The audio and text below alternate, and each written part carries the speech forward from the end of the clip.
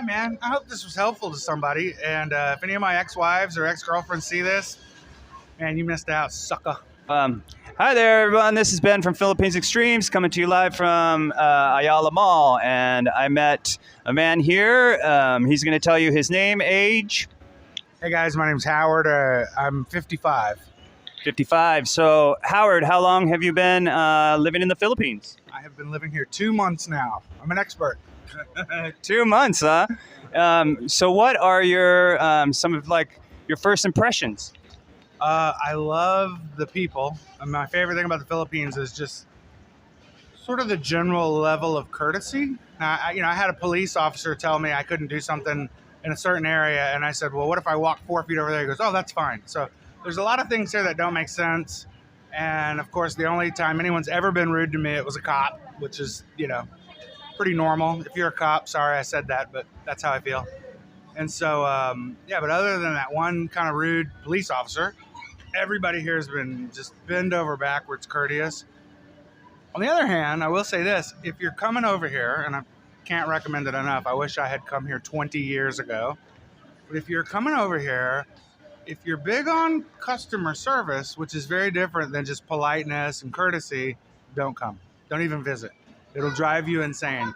If you are not like as patient as a Catholic saint, don't come to the Philippines because stuff takes a long time and it doesn't always make sense. So you'll be in line with 4 people at a 7-Eleven and you think, oh, okay, I got 5 or 6 minutes. And 28 minutes later, they've just finished making like 2 hot dogs for the guy in front of you. And there's no rhyme or reason for it. But if you're not patient, don't come here. But like I said, I would rather be with people that are kind of chugging through life and are very kind and sweet than to be with people who are great at customer service, but they're curt and abrupt and, entitled. So I strongly prefer it here, just to be clear. Everything's not perfect, but man, this is perfect for me. How have you been adjusting to the weather? No problem. I grew up on a farm in Texas. If you grew up in Hockley, Texas, you would think the weather here was pretty normal. And how about the food? Have you adapted to the food? I eat a lot. I don't know if you can tell, I weigh about 300 pounds. I love the food here, and every once in a while, if I'm hankering American food, I'll go to like a pancake house or just get fried chicken from Jollibee's. But just going out and getting, pancit and milkfish and just kind of the basic, really inexpensive Filipino food, to me, it's delicious. My favorite dish is chicken adobo on white rice with extra onions. And I mean, it's so inexpensive, it feels like I'm eating for free. Like I'll go and eat like a king's meal of chicken adobo and it's like $2.80. Just doesn't make any sense. And so I tip a lot, maybe too much, but I just feel like the people here treat me really good. I want to treat them good, and that's just the American answer to everything is what, an extra couple of bucks. So we are who we are. Well, let me ask you: do you have any dislikes about the Philippines? So military guy. If you've ever been in Kabul, driving around and the roads are just like ga ga ga ga ga ga ga ga ga. And you know that the money to pay for those roads in Kabul has been spent 4 times, and somehow the corrupt, politicians just never got around to fixing the roads. It's maybe 25% of that type of stuff here. I mean, it's not nearly like Afghanistan or Eastern Europe as far as corruption, but it's definitely, there's some things that could be fixed that aren't. But generally speaking, I live in a great city that has really solid infrastructure, good water. My electricity never goes out. My Wi-Fi runs 99% of the time. My condo is unbelievably beautiful and very, very cheap. And the furniture is very comfortable. So, I mean, hitting a few potholes. Like I said, it's not nearly as bad as Kabul, Afghanistan. But it's not as nice as, the Woodlands, Texas. So, if I wanted to live in Texas, I could afford it. But I just wanted to be here because the culture in the West, as much as I love being American and especially being from Texas, I'm very proud of that. Like I said, military veteran. I would never forfeit my citizenship. I'm not looking for dual citizenship, but I just like the way I'm treated here. And secondly, nobody here ever asks me about politics. And if they do, I can just say, and it's none of your business, and they drop it. It's over.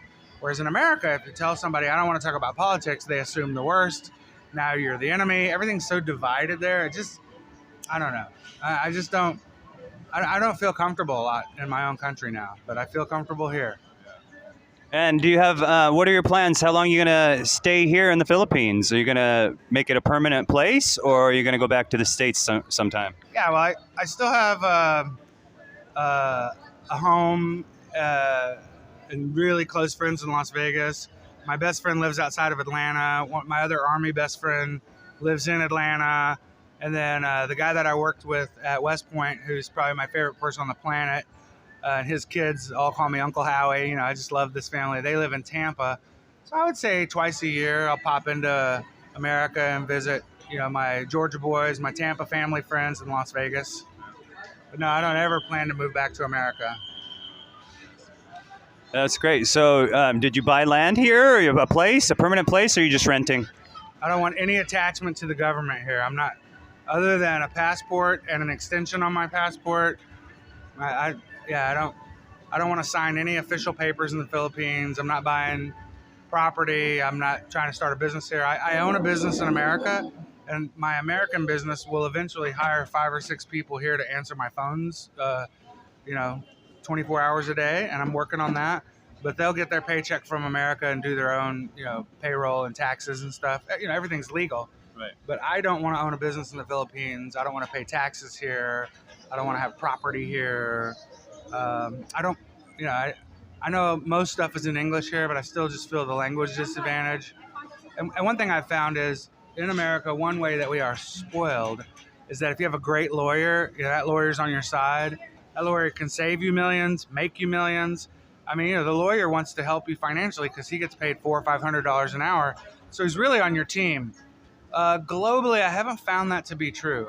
In every other country I've been to, when you have to do business with a lawyer, even the lawyer you hire, it almost feels like they're working for someone else sometimes. So, I'm not cynical. I'm open to somebody changing my mind. But right now what I want to do is work 20 hours a week, relax a lot, eat great food, enjoy this culture. And actually, I enjoy the weather. It reminds me of where I grew up. So I love it here. Nice. So do you have any, last thing, do you have any advice for people who might be considering coming here? Yeah, if you're married and you're happy, stay home. Don't complicate your life. But if you're single or you're going through a divorce and you think, man, that did not work out well for me. I did my very best and it was just never good enough. I never felt appreciated. I never felt in any way deferred to. I didn't feel empowered to be masculine. I didn't feel like my woman was particularly feminine.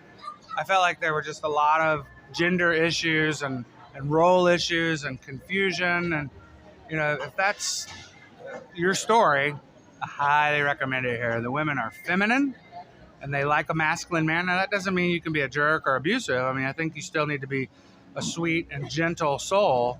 But if you're a kind and gentle man and you are looking for a feminine woman, bro, come to the Philippines. And even if you look like me, you're not like particularly skinny or handsome or young. If you put yourself out there, you'll have more applicants than the job requires. You couldn't keep up with the opportunities here. And so I just want to encourage you, if you have some sort of income that's portable and you can come to the Philippines for a year or two and give it a try, this is the best place on the planet for a man to find a sweet, sweet woman who has no objection to, being feminine. It's awesome. Well, fantastic. Thank you for your time. I appreciate your input, and it was my pleasure to meet you. Yeah, man. I hope this was helpful to somebody. And if any of my ex-wives or ex-girlfriends see this, man, you missed out, sucker. That's great. That was a great ending.